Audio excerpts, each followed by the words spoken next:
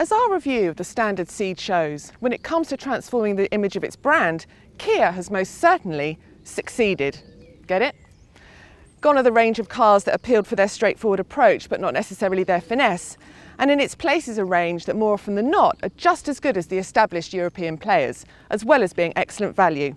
Cars such as this, the new range-topping GT version of the third generation Ceed.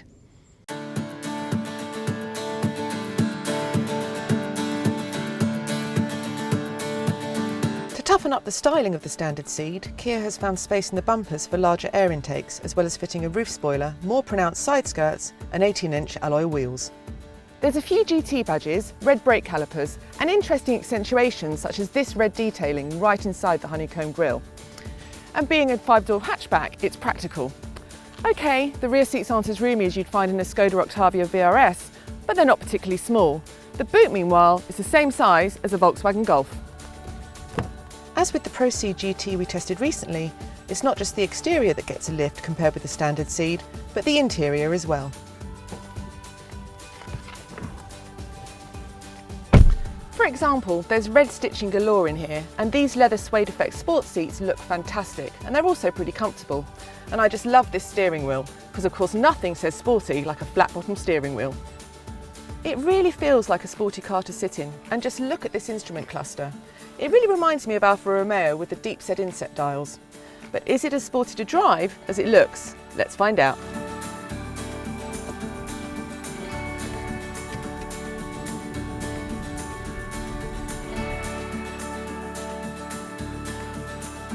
As with the previous generation of Ceed GT, this car is front-wheel drive and powered by a 1.6 litre, 201 brake horsepower, 4-cylinder turbocharged engine.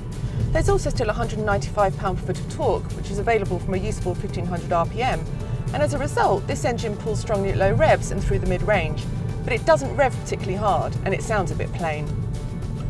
In terms of the chassis, the GT sits 5mm lower than other Ceeds, has a multi-link rear suspension setup and stiffer springs and dampers.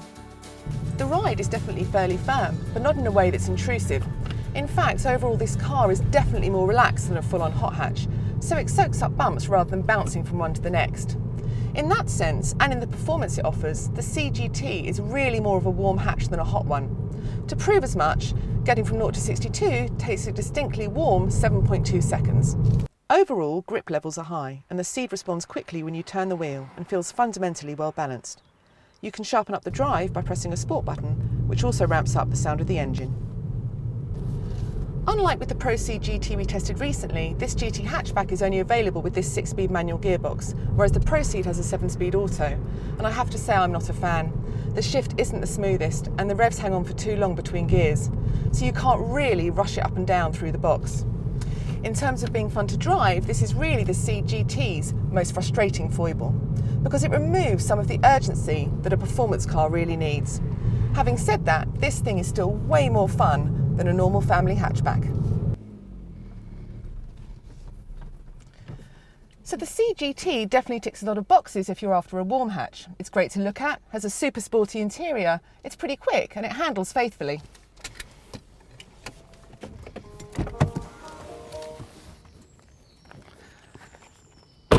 And at a snip over 25k, it's also competitively priced, and that's before you factor in the advantages of having a 7-year, 100,000-mile warranty. However, if you'd prefer more heat from your hatchback, why not check out our reviews of the Renault Sport Megane Trophy and Hyundai i30N. And don't forget, when shopping for your next car, you can find great deals from top-rated dealers at cargurus.co.uk.